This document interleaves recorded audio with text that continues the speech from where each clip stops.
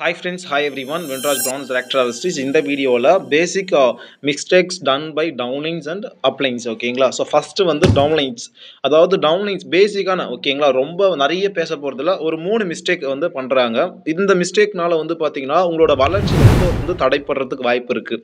அதனால் வந்து மொதல் விஷயம் ஷையிங் டு டாக் ஓகேங்களா. அதாவது உங்களோட அப்ளைன்ஸ் வந்து பார்த்தீங்கன்னா ஒரு சின்ன பையனாக இருக்கலாம், இல்லை அப்படின்னா ஒரு மென்னாக இருக்கலாம் ஓகேங்களா. இல்லை நீங்கள் ஒரு மென்னாக இருக்கீங்க அப்படின்னா உங்கள் அப்ளைன் ஒரு உமனா இருக்கான். நீங்க வந்து ஷை ஆகக்கூடாது. இப்ப பேசுறதுக்கு வந்து பார்த்தீங்கன்னா, எப்புட்றா உமன்ட்ட போய் பேசுறது, எப்புட்றா போய் மென்னுகிட்ட பேசுறது அப்படின்னு சொல்லி பண்ணக்கூடாது. இங்க வந்து நம்ம பிசினஸ் பண்ண வந்திருக்கோம். அதுவும் நம்மள வாழ்க்கைய மாத்தக்கூடிய பிசினஸ்.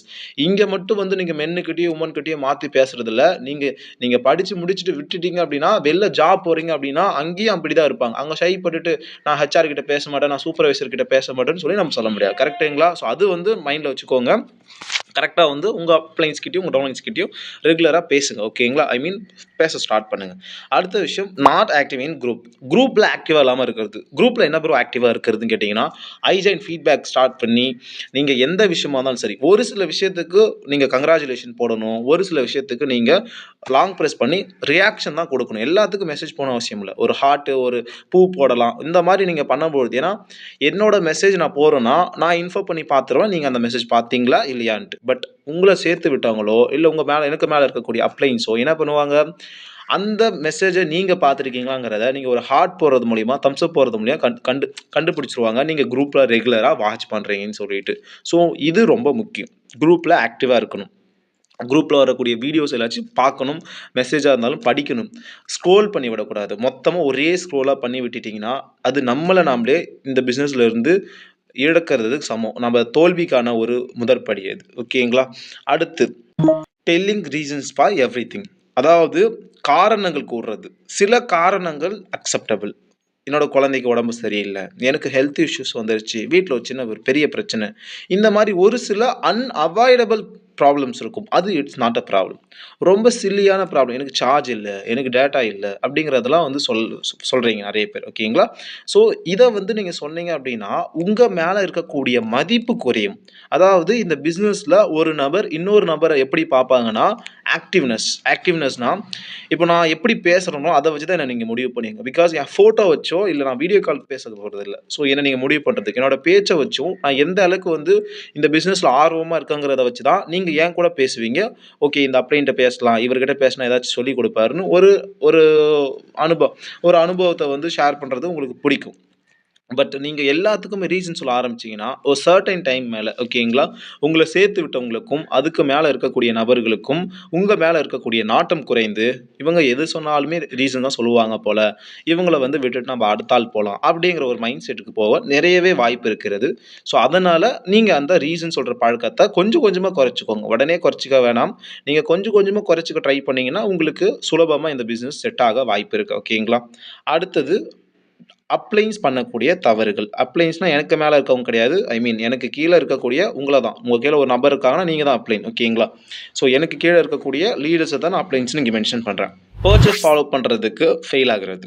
பர்ச்சேஸ் ஃபாலோ பண்றதுக்கு வந்து ஃபெயில் ஆகுறதுன்னா என்னன்னா, நான் சொன்னபடி கரெக்ட்டா ஒரு மெத்தட் சொல்லியிருப்பேன். அது என் கூட ரெகுலரா சொல்றவங்களுக்கு புரியும். ஸோ கரெக்ட்டா ஃபாலோ பண்ணோம் அப்டின்னா, 6த் டேவே எல்லாருமே ஆர்டர் போட்டுருவாங்க. போட்டுட்டு இருக்காங்க. சக்சஸ்ஃபுல்லா போயிட்டு இருக்கு. நம்மளோட பிளான்.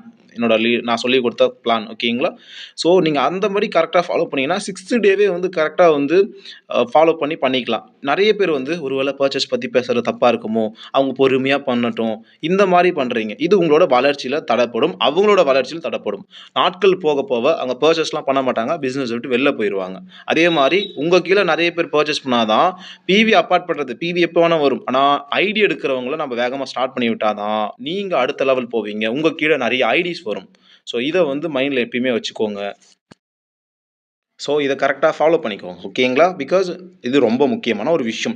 அவங்கள நம்ம பேசி அடுத்து ஒரு 6 நாள் ஆயிடுச்சுனாலே கால் பண்ணி உங்களுக்கு பேச தெரியல அடுத்து அப்ளைன்ட்டு கொண்டு வாங்க, நாங்கள் பேசி தரோம் ஓகேங்களா. ஏன்னா உங்கள் கீழே நிறைய ஐடியா எடுக்கிறவங்க ஆரம்பித்தாதான் உங்கள் டீம் வேகமாக வந்து மேலே செல்லும் ஓகேங்களா. அப்போ தான் நீங்கள் கன்சிஸ்டன்சி பண்ணுறது, அதை ப்ரொமோட் பண்ணுற விஷயங்கள்லாம் நீங்கள் கற்றுக்கணும். ஆக்சுவலி வந்து இப்படி இதை பேச கற்றுக்கணும், ஷையாகக்கூடாது. அடுத்து நாட் லேர்னிங் டு டீச், அதாவது டீச் பண்ணுறது. ஒரு கொஷின் கேட்டால் எதுக்கு எடுத்தாலும் அப்ளைன்ஸ் கிட்டே வந்து வர்றது வந்து ஒரு நல்ல நல்ல ஹேபிட் கிடையாது. ஓகேங்களா? ஐ மீன் உங்க டவுன்லைன் உங்கள வந்து பார்த்தீங்கன்னா, இவங்களுக்கு எதுவுமே தெரியாது போலங்கிற மைண்ட் செட்ல பார்க்க ஆரம்பிச்சுருவாங்க. தப்பு கிடையாது. ஸ்டார்ட்டிங்ல வர்ற தப்பு கிடையாது. ஆனா ஒரு டைம் நீங்க கத்துக்கும் பொழுதும், அத மறக்காம நோட்ல எழுதி, அத மெமரைஸ் பண்ணிட்டீங்கன்னா, ஒரு 30 டைம் நீங்க கொஸ்டின நீங்க மெமரைஸ் பண்ணிட்டீங்கன்னா, அடுத்தடுத்து வரக்கூடிய கொஸ்டின்ஸ்க்கு நீங்களே ஆன்சர் பண்ணிடலாம். So learn to teach. உங்க டவுன்லைன்ஸ்க்கு நீங்களா சொல்லி தர்றதுக்கு கத்துக்க ஸ்டார்ட் பண்ணுங்க. அடுத்து attendance and training follow. Attendance நெறைய பேர் வந்து பார்த்தீங்கன்னா, எடுக்குறீங்க. பட் அத ரெகுலரா எடுக்கறதில்ல. அட்டெண்டன்ஸ் கண்டிப்பா ரெகுலரா எடுங்க. தொடர்ந்து டெய்லியுமே எடுத்து அத அனலைஸ் பண்ணணும். ஏதாச்சும் உங்க கூட ஃபெமிலியரா இருக்கக்கூடிய அப்ளைனுக்கு ஷேர் பண்ணி ரெகுலரா டெய்லி ஓகேங்களா? கனெக்ட்ல இருக்க அப்ளைன்ஸ்க்கு ஷேர் பண்ணி, அதுல ப்ராக்ரஸ் பாருங்க. ஓகேங்களா? எந்த அளவுக்கு அது வளருது, எந்த அளவுக்கு டவுன்ல போகுதுங்கிறத கவனிக்கணும்.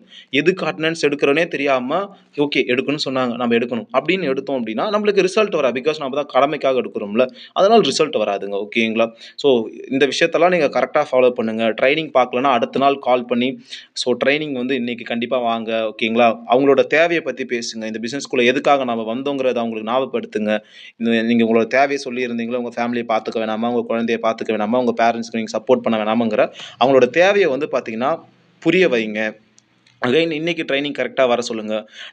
நம்ப நெறைய நபர்கள உள்ள சேர்க்கிறதே ட்ரைனிங் பார்க்க வைக்கிறது தான். ஏன்னா, நமக்கு பதிலா ட்ரைனிங்ல சரவணன் ப்ரோ பிசினஸ் சொல்லிக் குடுத்துர்றாங்க. ஸோ இது ஈஸியா மாறுது.